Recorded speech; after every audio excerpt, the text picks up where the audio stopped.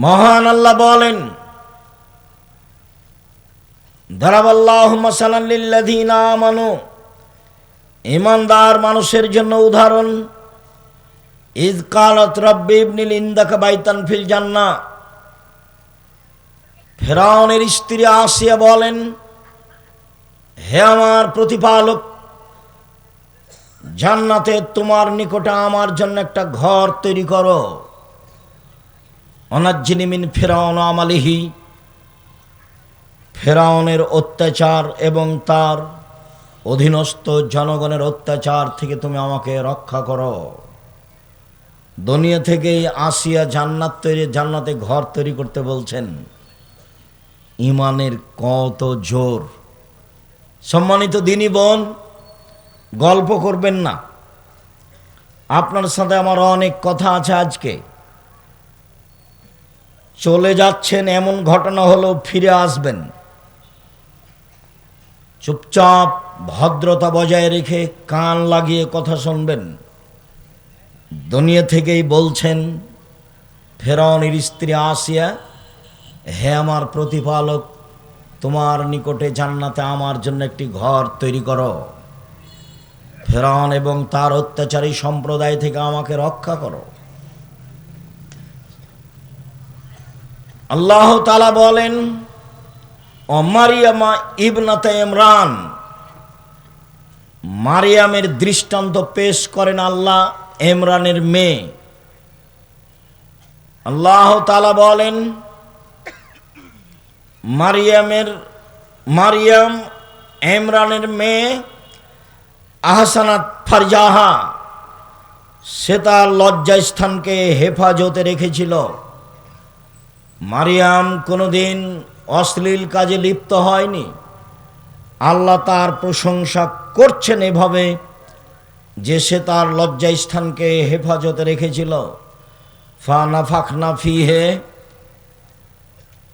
আমি তার লজ্জাস্থানে ফোঁক দিয়ে তার সন্তান ঈসাকে পৃথিবীতে নিয়ে আসলাম।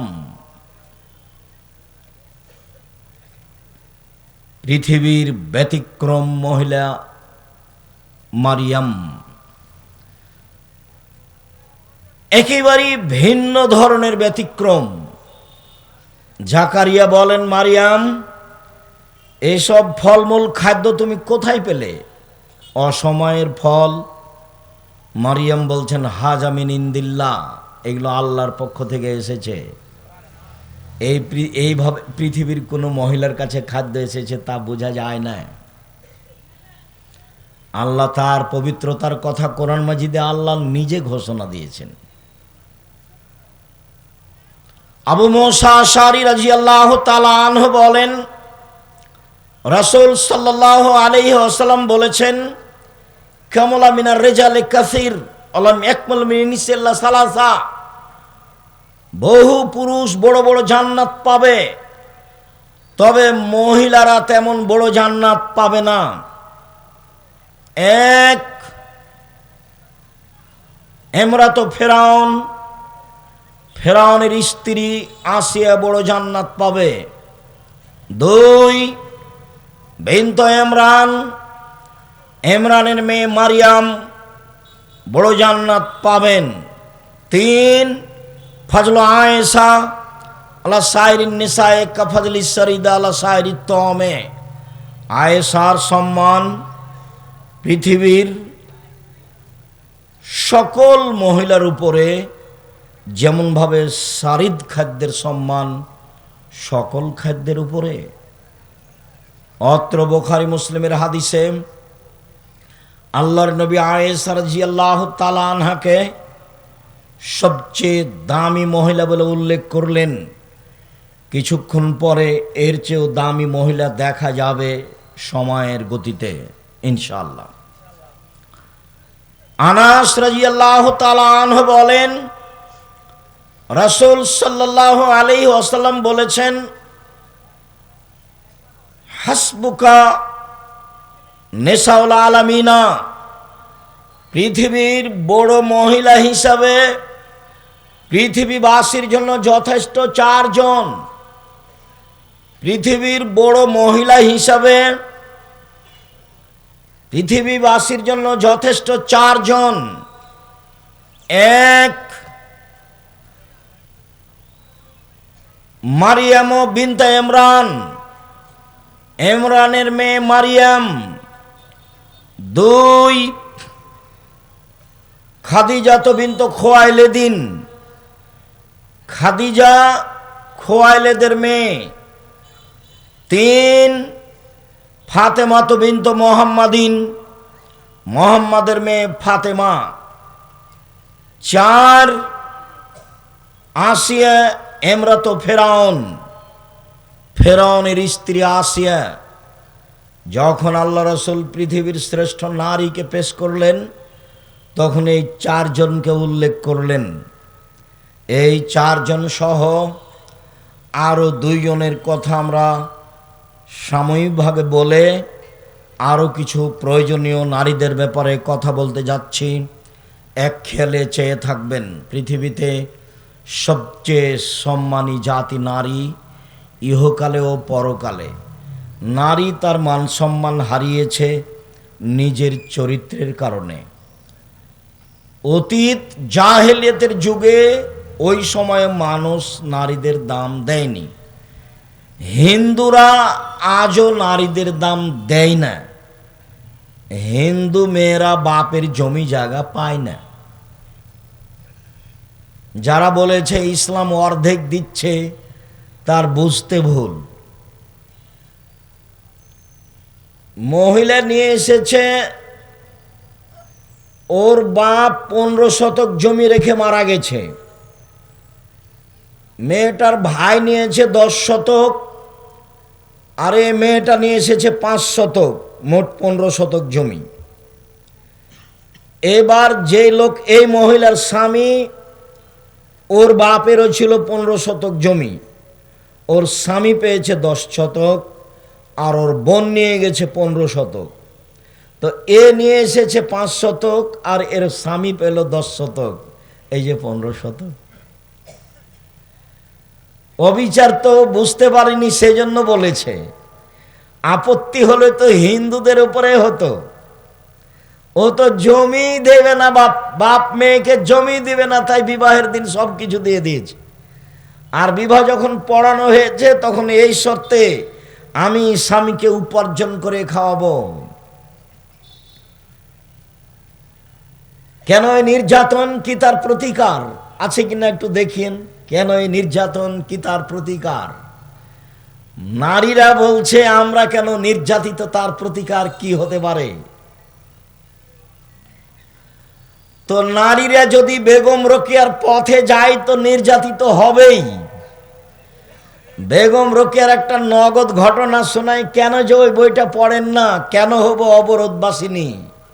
বেগম রোকেয়া বলছে মহিলারা হলো অবরোধবাসিনী।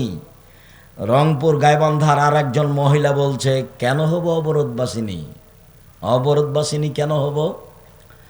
তো এখন রোকেয়া বলছে অবরোধবাসিনী, কথার কথা। নওগাঁ ট্রেন স্টেশনে 8-10 জন মহিলা হজ করতে যাবে, তো ওদের সাথে মাহারাম আছে একজন। তো ওরা খুব পর্দা করে, তো তখন একটা বড় চাদর দিয়ে মহিলাদেরকে ঢেকে ওই মালিক চলে গেছে। তো এখন স্টেশন মাস্টার এসে পা দিয়ে লাথি মারছে, বলছিল কিসের বস্তা এগুলো, কিসের বস্তা? পর্দার নিন্দা দেখাচ্ছে বেগম রোকেয়া, পর্দার নিন্দা। এই পর্দা কেন? স্টেশন মাস্টার বুঝে না যে এগুলো মহিলা, মনে করছে কি ব্যাপার, কিসের বস্তা ঢাকা আছে। তো পা দিয়ে লাথি মেরে মেরে বলছে এগুলো দেখি কি। মানে এরকম পর্দা চাইনিও। তুমি মহিলা মানুষ, বাংলাদেশে বসবাস করো, কি বা পড়েছ কখ সেটা আমার অবগতিতে নেই। তুমি নিজেকে কি দেখাতে চেয়েছো, কি বুঝাতে চেয়েছো, তুমি কি করতে পারো, তোমার তো শেষ ফলাফল যে না। তুমি তো ভুরু তুলে চলো, তুমি তো দাঁত চিকন করো, তুমি তো নখ বড় রেখেছ, তুমি তো সামনে চুল ছোট রেখেছ। তোমার বাপও মূর্খ, তোমার মাও মূর্খ। তোমার বাপ তোমার মাকে আর তোমাকে যদি আমি অশিক্ষিত প্রমাণ করতে না পারি, জাতির সামনে বক্তব্য দেব না। জাতির যদি রাস্তাঘাট করে দিতে না পারি, জাতির যদি স্কুল কলেজ করে দিতে না পারি, জাতিকে চূড়ান্ত সঠিক ধর্ম দিতে পারবো ইনশাআল্লাহ। ধর্মের ব্যাপারে জাতিকে ফাঁকি দিয়ে আমি পরকাল হারাতে রাজি নই। তোমার বাপকে দিয়ে তুমি চ্যালেঞ্জ করো, তোমার বাপকে, তোমাকে, তোমার মাকে আমি অশিক্ষিত প্রমাণ করতে না পারলে আজকে নওগাঁ জেলায় বক্তব্য বন্ধ করলাম, জিন্দেগিতে কোনো দিনের বক্তব্য দেব না। তোমার ভাইয়ের অবস্থাতে একটু আগে বললাম, যে কোম্পানি টাকা দেয় সেই কোম্পানির ওষুধ লিখে। তোমার ভাইয়ের কথা তো বললাম, চুরি করে খায়। ইঞ্জিনিয়ার যে ব্যতিক্রম থাকতে পারে সেটা আমি বলি না যে ব্যতিক্রম নেই। আপনি মন খারাপ করবেন না, আপনার বুকে সাহস থাকলেই হলো। বাস্তবতায় দেখবেন আপনি, বাস্তবতা লাগবে একটা। যেখানে বিদ্যার কথা বলেছেন আল্লাহর নবী, সেখানে আদর্শের কথা বলেছেন। আদর্শ কি জিনিস? জাবের বললেন, আল্লাহর নবী, আমার আব্বা ওহুদের যুদ্ধে শহীদ হয়েছেন, 9 জন মেয়ে রেখে আমার 9 জন বোন আছে। আমার বোনদের সমবয়সের মেয়েকে আমি বিবাহ করতে চাইনি 4টা কারণে। আল্লাহর নবী, আমার বোনদের সমবয়সের কম বয়সের মেয়েকে আমি বিবাহ করতে চাইনি 4টা কারণে। বুখারী মুসলিম। 1, লিতুআল্লিমাহুন্না, বেশি বয়সের মহিলা বিবাহ করেছি যাতে করে আমার স্ত্রী আমার বোনদেরকে বিদ্যা শিখাতে পারে। 2, লিতুআদ্দিবাহুন্না, যাতে করে আমার স্ত্রী আমার বোনদেরকে শিষ্টাচার শিখাতে পারে। শিষ্টাচার কি জিনিস? নখ বড় কি শিষ্টাচার?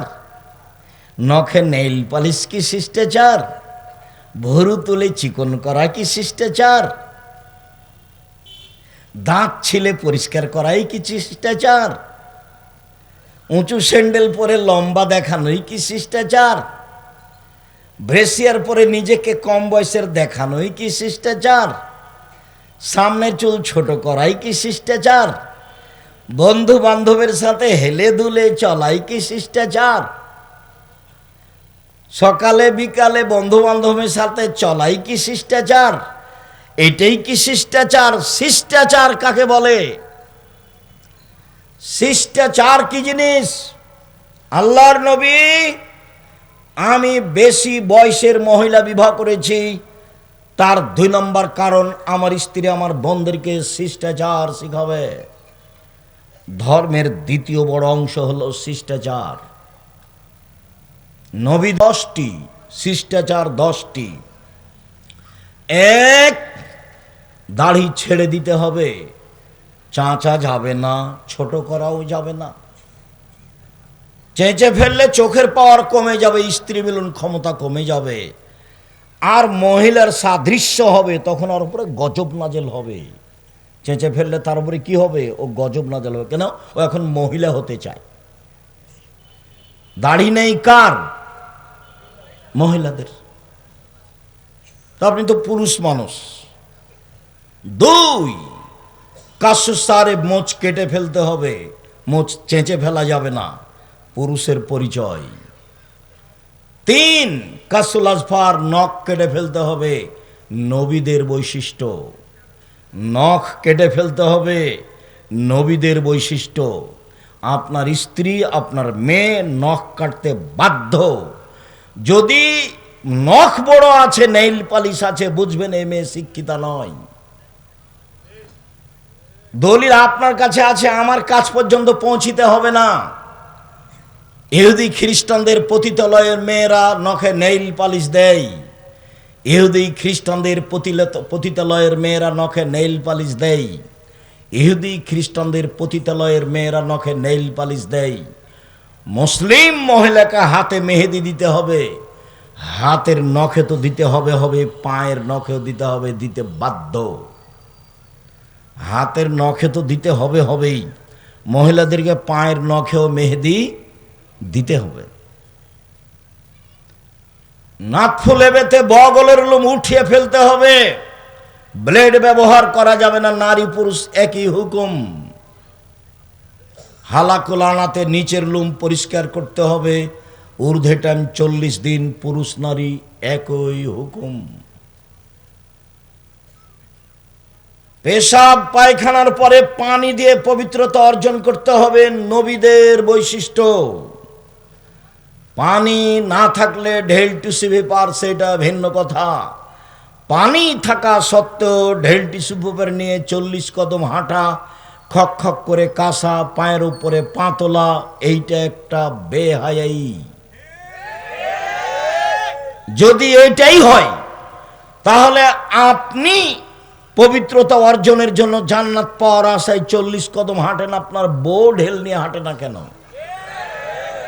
বলে ও হাঁটলে কেমন কেমন লাগবে দেখতে। তো ও হাঁটলে যদি কেমন কেমন লাগে দেখতে, তো আপনিও যখন হাঁটেন তখন তাকে দেখতে কেমন কেমন লাগে? একই ব্যাপার। আপনি আর ও, মহিলার পুরুষ ভিন্ন ভিন্ন, জুতা স্যান্ডেলও ভিন্ন।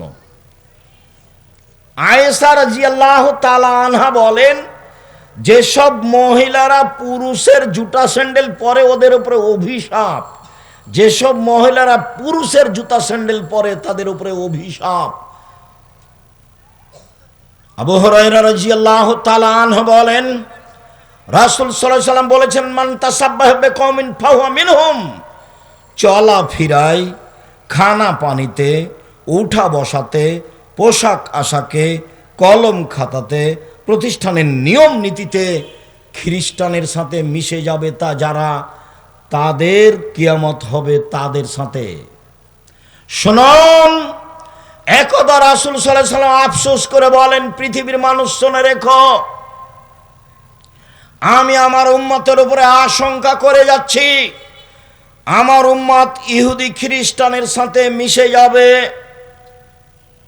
ডান পায়ের জুতা যেমন বাম পায়ের সমান, বাম পায়ের জুতা যেমন ডান পায়ের সমান, চাল চলনে, কথাবার্তায়, পোশাকে আশাকে, নখে দাড়িতে, খাতা কলমে, শিক্ষা প্রতিষ্ঠানে, কোর্টে কাচারিতে তাদের সাথে মিশে যাবে সমান সমান। এবার তিনি নিচের দিকে নামতে লাগলেন, নামতে নামতে নামতে বলছেন, পৃথিবীর মানুষ শুনে রেখো, ইহুদি খ্রিস্টান যদি মার সাথে জেনা করে থাকে, তো আমার উম্মত তাদের সাথে মিল দিতে গিয়ে মায়ের সাথে জেনা করবে।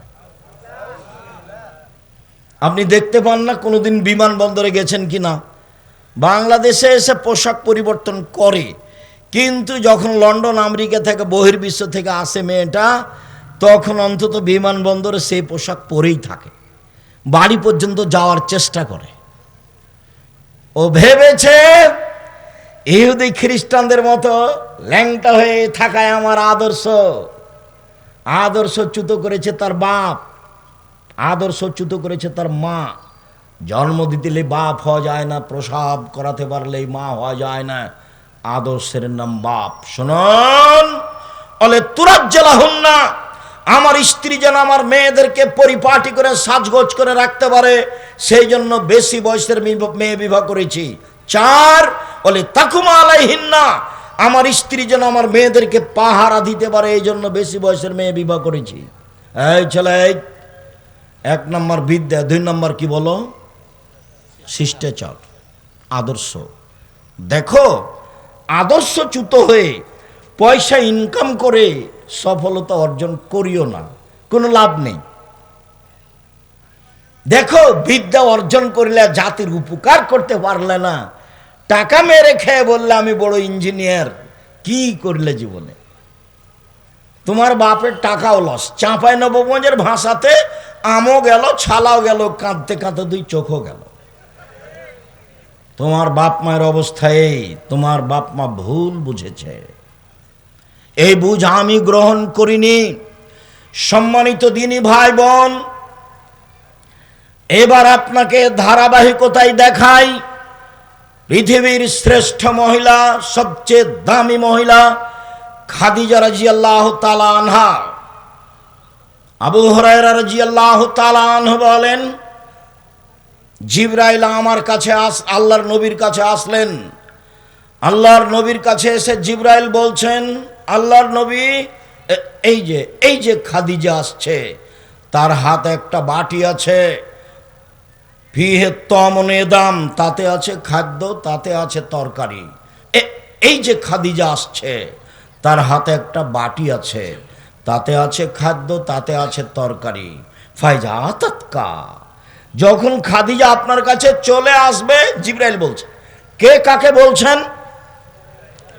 জিবরাইল আলাইহিস সালাম আমাদের নবী মুহাম্মদ সাল্লাল্লাহু আলাইহি সাল্লামকে বলছেন, এই যে খাদিজা আসছে, তার হাতে একটা বাটি আছে, তাতে খাদ্য তরকারি আছে, আপনার জন্য নিয়ে আসছে। তো আপনার কাছে আসলে বলবেন, খাদিজা ফাকরা আলাইহা সালাম মিন রাব্বিহা, আপনি তাকে বলে দিবেন, খাদিজা আল্লাহ তোমাকে সালাম দিয়েছে। বলিয়েন, খাদিজা জিবরাইল তোমাকে সালাম দিয়েছে। অবাশশিরহা বিবাইতিন ফিল জান্নাহ মিন কাসাবিন লা সাকাবা ফিহি ওয়ালা কাসাব, আর এমন একটা জান্নাতে ঘরের কথা বলে দিবেন, যেই ঘরটা তার জন্য আল্লাহ হীরা মুক্তা মাণিক্য দ্বারা তৈরি করেছেন, যাতে কোনো হইচই নেই, যাতে কোনো কষ্ট ক্লেশ নেই, যাতে কোনো হইচই নেই, যাতে কোনো ক্লান্তি নেই। এক, আল্লাহ সালাম দিয়েছে। পৃথিবীর কোনো মহিলা আল্লাহর পক্ষ থেকে সালাম পায়নি। দুই, জিবরাইল সালাম দিয়েছে। তিন, জান্নাতে একটা ঘর তৈরি করা হয়েছে। আসিয়া দামি মহিলা, ফেরাউনের স্ত্রী, উনি বলছেন যে জান্নাতে ঘর বানান, আর জিবরাইল এসে আমাদের নবীকে বলছেন যে আল্লাহ জান্নাতে ঘর তৈরি করেছেন। এবার তফাৎ বুঝেন। এই ছেলে, ওই যে কম বুদ্ধির ছেলে পাশ থেকে উঠছোটা আপনি খেয়াল করেন না কেন? আমি তো আর কোনো কেচ্ছা কাহিনী নিয়ে আসিনি। আপনি ভদ্রতা বজায় রেখে কিছুক্ষণ অপেক্ষা করবেন। আমি আপনার বিদ্যার উপরে মাঝে মধ্যে আঘাত করতে চেয়েছি। কেন? যেই বিদ্যা আপনার ক্ষতি করে সে বিদ্যা মূলত বিদ্যা নয়। আপনি বাংলা ইংরেজি শিক্ষা অর্জন করেন, কিন্তু জাতির উপকারার্থে করেন। কার উপকারার্থে? জাতির উপকারার্থে। আরে পয়সা তো হিন্দুরও আছে, পয়সা তো ইহুদি খ্রিস্টানদেরও আছে, টাকা তো ওদের, পৃথিবী তো তাদের। ওই নবীর যুগেও ছিল পৃথিবী তাদের, আজও পৃথিবী তাদের। তো আপনি মধ্যখানে এসে তাদের সাথে মিশে যে কি করছেন এবার দেখেন। রাসূল সাল্লাল্লাহু আলাইহি ওয়াসাল্লাম বলছেন, পৃথিবীর মানুষ শুনে রেখো, লা তাত্তাবিউনা সুনানা মান কানা ক্বাবলাকুম, তোমরা ইহুদিদের খ্রিস্টানদের সাথে মিশে যাবা। শিবরান বে শিবরিন, ডান হাতের বিঘত যেমন বাম হাতের সমান, সমান সমান মিশে যাবা। দুই, জেরান বে জেরাইন, বাহু যেমন বাহুর সমান। তিন, ডান পায়ের জুতা যেমন বাম পায়ের সমান, তেমনি মিশে যাবা। এবার নিচে নামতে লাগলেন। শোনো শোনো শোনো, খারাপ হতে হতে হতে একেবারে একেবারে নিকৃষ্ট প্রাণী গুই সাপ। গুই সাপ, ইহুদি খ্রিস্টান যদি গুই সাপের গর্তে ঢুকে, তো হারাম উপার্জন করতে করতে ওদের পোশাক পরতে পরতে তোমরা ওই গুই সাপের গর্তে ঢুকে যাওয়া। গুই সাপের গর্তের আবার কি সমস্যা? কেন তিনি বললেন?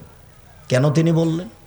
কেন তিনি গুই সাপের কথা বলবেন মুহাম্মদ সাল্লাল্লাহু আলাইহি সাল্লাম? তার মানে নিচে নামতে নামতে, হারাম খেতে খেতে, নিয়ম নীতি নিজের পাল্টাতে পাল্টাতে এমন ভাবে পাল্টে যাবে যে এই একটা প্রাণী, ওর গর্তে যদি ইহুদি খ্রিস্টান ঢোকে, তো আমরা তাল মিলাতে মিলাতে আমরাও গুই সাপের গর্তে ঢুকে যাব। মুহাম্মদ সাল্লাল্লাহু আলাইহি সাল্লাম বলছেন, পৃথিবীর মানুষ শুনে রেখো, আমার উম্মতের উপরে আমার বড় ভয় আশঙ্কা। এক, ভ্রান্ত হুজুর। দুই, সাত্তালতাহিকু কাবাইলু মিন উম্মতি বিল মুশরিকিন, আমার উম্মত হিন্দুদের সাথে মিশে যাবে, এইটা আমার ভয়। তিন, সাত্তাবদু কাবাইলু মিন উম্মতি আল আওসান, আমার উম্মত মূর্তি পূজা করবে। বাড়িতে আছে ছবি মূর্তি, নেতা নেত্রীর আছে, তোমার বাপ মায়েরও আছে। আমাকে বলছে, আব্দুর রাজ্জাক সাহেব, আমার মাকে খুব ভালোবাসি, সেই জন্য এইভাবে আমার মায়ের ছবিটা বেঁধে সুন্দর করে রেখেছি। আমি বলছি, ছি, আপনি কুসন্তান, আপনি খারাপ সন্তান। ওর মাকে ও সম্মান করছে কিভাবে? মাকে ছবি ঝুলে রেখেছে পিছনে দিয়ে, মাকে সম্মান দেখাচ্ছে। তা আল্লাহ রাসূল, আল্লাহ তাআলা বলছেন মাঝে মধ্যে যে ওরা হচ্ছে ওই গাধার মতো, যেই গাধা কোরআন মাজিদ পিঠে করে নিয়ে যায়। আচ্ছা, গাধা যে কোরআন মাজিদ পিঠে করে নিয়ে যায়, তো গাধা কি জানে যে কোরআন মাজিদে কি আছে? তা আল্লাহ তাআলা বলছেন যে ওই কাফের লোকগুলো গাধার মতো। তা আমার মাকে আমি এভাবে সাজগোজ করে রাখলাম, তা আমার মায়ের কি উপকার হলো? তাহলে আমি তো শিক্ষিত মানুষ নই, আমি তো তাহলে গাধার মতোই হলাম। আল্লাহ তো তার চেয়ে নিচু বলেছেন যে ওরা কুকুর শ্রীগালের চেয়ে খারাপ, যাদের হিতাহিত জ্ঞান বোধ শক্তি নেই। লায়াকেলুন, তারা জ্ঞান চর্চা করে না। হাজারো শত জায়গাতে আল্লাহ কোরআন মাজিদে বলছেন ওরা বিবেক চর্চা করে না, ওরা জ্ঞান চর্চা করে না, ওরা ধ্বংসের মুখামুখি সম্প্রদায়, ওরা অশিক্ষিত সম্প্রদায়, ওরা গাধার মতো সম্প্রদায়, ওরা কুকুর শ্রীগালের মতো সম্প্রদায়। শত শত জায়গাতে আল্লাহ কোরআন মাজিদ এভাবে বলেছে, মানুষকে বলছেন আল্লাহ এভাবে। যার জন্য আমি বলি যে শুধু হিফজখানা খুলবেন না। হিফজখানা খুললেন, ছেলেটা 5-10 বছর পড়লো, যত হাফেজ আসলো ও বললো আগের হাফেজে ভালো পড়ায়নি, বাদ ওটা, আবার চলো প্রথমে। ও 6 মাস থাকলো, কি যে হলো, তারপরে নেই। আরেকজন হাফেজ আসলো, আগের হাফেজ ভালো হয়নি, নতুন করো। এরকম করতে করতে ছেলেটার বয়স 14 বছর হয়েছে। কতদিন? 14-15 বছরে। এ কিন্তু আর পড়ে দিবে না, ওর মাথায় একটা বড় টুপি আছে, তার উপর একটা লাল রুমাল আছে, এখন দাওয়াত খেয়ে বেড়ায়। তা আপনার মাঝে আর তার মাঝে পার্থক্য কি? আপনার মাঝে আর তার মাঝে পার্থক্য, আপনার মুখস্থ আছে ইখলাস আর ফালাক আর কুল আল্লাহু আহাদ, আর ওর একটু বড় আছে, এটুকু পার্থক্য। আপনি যেমন বুঝেন না, ওইও তেমন বুঝে না। কেলাহুমা সাওয়া সাওয়া, দোনোকে বরাবর, সবাই সমান, দোনোকে সব বরাবর, সব সমান সমান। জীবনটা 16 আনায় মিছে, জীবনটা 16 আনায় মিছে। মাঝি, চাঁদ কেন বাড়ে কমে তা কি আর বলতে পারি? 4 আনায় মিছে। এই হয় সে হয় 8 আনায় মিছে, এই হয় সে হয় 12 আনায় মিছে। বাতাস উঠেছে, নৌকা কেঁপে উঠেছে, দোলে উঠেছে। বাবু সাঁতার দিতে জানো বাবু? না রে বাবু, না, আমি তো সাঁতার দিতে জানি না। মাঝি বলে, এখন দেখি বাবু তোমার জীবন 16 আনায় মিছে। বাপ বেটার জীবন 16 আনায় মিছে। মনে কিছু নিয়েন না, আপনাকে আমি কষ্ট দিনই, আপনাকে আমি বুঝাতে চাচ্ছি ভুল হিসাব। হিসাব আপনার ভুল আছে। সম্মানিত দ্বীনি বোন, আপনার ঈমানের দুর্বলতা। আরে দেখেন না ঈমান কি জিনিস? দুনিয়াতেই বলছেন যে আপনি বলে দেন খাদিজাকে, এক আল্লাহ সালাম দিয়েছে। আরে খাদিজা তো মানুষ, অন্য কিছু নাকি? খাদিজাকে অন্য কিছু? ইনি তো মানুষ। 2 জিবরাইল সালাম দিয়েছে। 3 জান্নাতে ঘর তৈরি করা হয়েছে। তা আব্দুর রাজ্জাক সাহেব 2-1টা খাদিজার কথা বলবেন, একটু শোনান না। আমরাও জানি যে খাদিজা মহিলা মানুষ, কিন্তু কি করতে পারি আপনাকে একটু বলি। তাহলে একটু 1 মিনিট এক খেলে চেয়ে থাকবেন। মুহাম্মদ সাল্লাল্লাহু আলাইহি সাল্লাম একদিন গারে হীরা থেকে এসে বলছেন, খাদিজা, খাদিজা, খাসিদ আলা নাফসি, আমি মনে হয় মরে যাব, আমি মনে হয় মরে যাব। জাম্মিলুনি জাম্মিলুনি, কম্বল দিয়ে আমাকে জড়িয়ে ধরো, আমার যে কি হয়। এই কথা আল্লাহ রাসূল বললেন। এবার খাদিজা বলছেন, দেখেন আপনাকে একটু পার্থক্য দেখাবো, চেয়ে থাকবেন এক খেয়ালে। এবার খাদিজা রাদিয়াল্লাহু তাআলা বলছেন, কাল্লা, কখনো নহে, অসম্ভব, এটা হতে পারে না, আপনার কোনো সমস্যা হবে না। আল্লাহে, আল্লাহর কসম, আল্লাহে, আল্লাহর কসম, আল্লাহে, আল্লাহর কসম। এক, ইন্নাকা তাসিলুর রাহেমা, আপনি আত্মীয়র সাথে সদাচরণ করেন।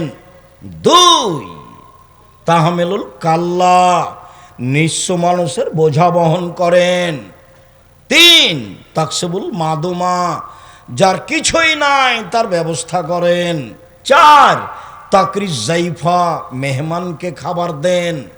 5 বিপদগ্রস্তদের সাথে থাকেন।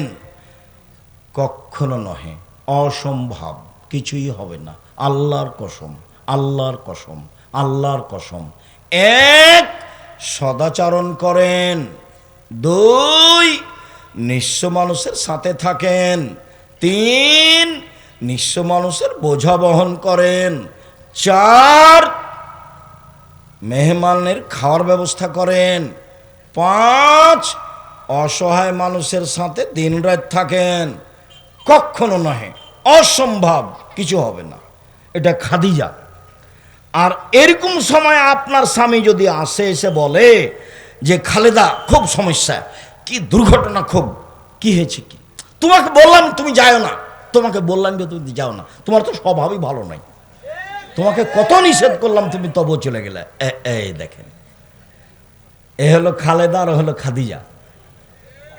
এ হলো খালেদা আর হলো খাদিজা। তফাত আছে, অনেক তফাত। এইখানে আর একটা কথা বলি, সময়ের গতিতে হবে। আবু হুরায়রা রাদিয়াল্লাহু তাআলা আনহু বলেন, রাসূল সাল্লাল্লাহু আলাইহি সাল্লাম বলেন, খায়রুন নিসায়ে, মহিলাদের মধ্যে সবচেয়ে ভালো নারী। উপস্থিত দিনী বোন একটু শোনেন, কাজে যদি লাগে কিছু। এই মেয়ে, কথা বলছো কেন? সম্মানিত দিনী বোনেরা, আমার ভাইরা শোনেন, একটু কাজে লাগবে। পৃথিবীর মধ্যে সবচেয়ে ভালো নারী 1 আল অদুদ, স্বামীর সাথে প্রেম বিনিময়ে ভালোবাসায় আগ্রহী যারা। 2 আল অলুদ, বেশি বেশি ছেলে মেয়ে সন্তান দিতে পারে যারা। 3 আল মুতিয়াত, স্বামীর সাথে সমবেদনায় ব্যথিত যারা। 4 আল মুসিয়াত, স্বামীকে সান্ত্বনা দিতে পারে যারা। মানে স্বামী তো বাইরে যায়, সমস্যা থাকতেই পারে, আপনি তার সাথে ক্ষেপে উল্টা কথা বলছেন কেন? প্রথমে বলবেন, চিন্তা করবেন না। এ দেখেন প্রথমে কি বলবেন, না বুঝাতে পারি না। উপস্থিত দিনই বোন শোনেন, শোনেন, প্রথমে কি বলবেন। খাদিজা বলছেন, আল্লাহ রাসূল বলছেন, খাসি তো আলা নাফসি, আমি মনে হয় মরে যাব নাকি, আমার যে কি হয় খাদিজা, আমাকে কম্বল দিয়ে চেপে ধরো, কম্বল দিয়ে চেপে ধরো, আমাকে কম্বল দিয়ে চেপে ধরো, খাদিজাকে বলছেন। তখন খাদিজার উত্তরে বলছেন, কাল্লা, কখনো নয়, অসম্ভব, হতে পারে না। বুঝা গেল না উত্তর? খাদিজা তো জিজ্ঞাসাই করেননি যে কি হয়েছে, ঘটনা তুমি বলো না। আরে বলো না ঘটনা কি, এগুলো বলছে না। তুমি বলবে না কি হয়েছে, কি ঘটনা, তুমি বলবে না, এ কোনো কথা নেই। উত্তরে বলছেন, কাল্লা, কখনো নয়, অসম্ভব, এটা হতে পারে না। তারপর বলছেন, আল্লাহে, আল্লাহর কসম, আল্লাহে, আল্লাহর কসম, আল্লাহে, আল্লাহর কসম, আল্লাহ আপনাকে অপমান করবেন না। হলো, কোনো কথা বলেনি। তারপরে এবার কারণ বলছেন, 1 2 3 4 5, আর একটা আছে 6। চলেন আমার চাচার কাছে, চলেন ওয়ারাকা ইবনে নওফেলের কাছে চলেন, চলেন একটু ব্যাপারটা জেনে আসি। সান্ত্বনা দিচ্ছেন, আরও নিয়ে যাচ্ছেন সাথে করে, স্বামীকে সাথে করে নিয়ে যাচ্ছেন পৃথিবীর সবচেয়ে বড় দামি মানুষ। স্বামীকে নিয়ে গিয়ে বলছেন, চাচা দেখেন তো আপনার ভাইয়ের ছেলে কি বলে। হ্যাঁ মোহাম্মদ, বলো তো কি হয়েছে। মোহাম্মদ সাল্লাল্লাহু আলাইহি সাল্লাম বলেন, আমি গারে হিরাই ছিলাম, কে আমাকে এসে চেপে ধরে বলল পড়ো, আমি বললাম পড়তে জানি না। চেপে ধরে বলল পড়ো, আমি বললাম পড়তে জানি না। চেপে ধরে বলল পড়ো, আমি বললাম পড়তে জানি না। তখন তিনি বললেন, ইকরা বিস্মি রব্বিকাল্লাযী খালাক খালাকাল ইনসানা মিন আলাক, এগুলো বললেন। এই পর্যন্ত বলতেই ওরাকা বলছেন, আরে থামো থামো, শোনো শোনো শোনো, ও তো জিবরাইল, তোমাকে তো এলাকার লোক বের করে দিবে। দ্বিতীয় কথা এটা, ও তো জিবরাইল, তোমাকে তো এলাকার লোক বের করে দিবে। তখন আল্লাহ রসুল বলছেন, আমাকে বের করে দিবে, এটা উনি বিশ্বাস করতে পারছেন না। সবাই ভালোবাসে, আমাকে বের করে দিবে কেন? তখন ওরাকা বললেন, জীবনে যার কাছে জিবরাইল এসেছে তাকে গ্রামের লোক বের করে দিয়েছে, তোমাকেও দিবে। সম্মানিত দিনী ভাই বোন, বলছিলাম রাসূল সাল্লাল্লাহু আলাইহি ওয়াসাল্লাম বলেন, খায়রুন নিসায়ে, মহিলাদের মধ্যে সবচেয়ে ভালো মহিলা। একদা আল্লাহ রাসূল বললেন, এক, নবী জান্নাতে যাবেন, দুই, শহীদ জান্নাতে যাবে, তিন, এই ছেলে কোনো কথা আপনি ওইভাবে বলছেন কেন? চুপে হাতের ইশারায় বলবেন, আর পাশ থেকে কোনো ছেলে যেন উঠতে না পারে এটা খেয়াল করবেন। আমি আপনার চেয়ে বেশি ব্যস্ত আছি। চার, শহীদেরা জান্নাতে যাবে, পাঁচ, মহিলারা জান্নাতে যাবে। এই সিরিয়ালে আমি আর আপনি নেই। আবার দেখেন, এক, নবীগণ জান্নাতে যাবেন, দুই, শহীদেরা জান্নাতে যাবে, তিন, সত্যবাদীরা জান্নাতে যাবে, চার, সন্তান প্রসবে মারা যায় যেসব মহিলা তারা জান্নাতে যাবে, পাঁচ, তোমাদের স্ত্রীরাও জান্নাতে যাবে। কিভাবে? এক, স্বামীর সাথে প্রেম বিনিময় ভালোবাসায় আগ্রহী যারা, দুই, বেশি সন্তান দিতে পারে যারা, তিন, একটু স্বামীর সাথে গন্ডগোল হলে হাত ধরে বলে, যতক্ষণ পর্যন্ত আপনি আমার উপরে সন্তুষ্ট না হবেন ততক্ষণ পর্যন্ত আমি খাদ্য খাবো না। জান্নাতি নারী এরা। এই কথা মুহাম্মদ সাল্লাল্লাহু আলাইহি সাল্লাম বলেন। এতে আমাদের ব্যক্তিগত কোনো হাত নেই। রাসূল সাল্লাল্লাহু আলাইহি সাল্লাম বলেন, ইব্রাহিম আলাইহিস সালাম তার স্ত্রী সারাকে নিয়ে এক এলাকা পার হচ্ছিলেন। ইব্রাহিম আলাইহিস সালাম বললেন, সারা, তোমাকে যদি কেউ জিজ্ঞাসা করে এইটা কে, তুমি বলিও এইটা আমার ভাই। কেন? আমি তোমার কথা বলে দিয়েছি, তুমি আমার বোন, তুমি আমাকে মিথ্যুক প্রমাণ করো না সারা। সারা, মনে রেখো, এই মাঠের ওপরে দুইজন মুসলমান, আমি আর তুমি, এই হিসেবে আমরা ভাই বোন বটে। কৌশল করে ইব্রাহিম আলাইহিস সালাম তার স্ত্রীকে রক্ষা করতে পারলেন না। তার স্ত্রীকে বললেন, স্বৈরাচারী শাসক তোমাকে ডেকেছে, তুমি যাও।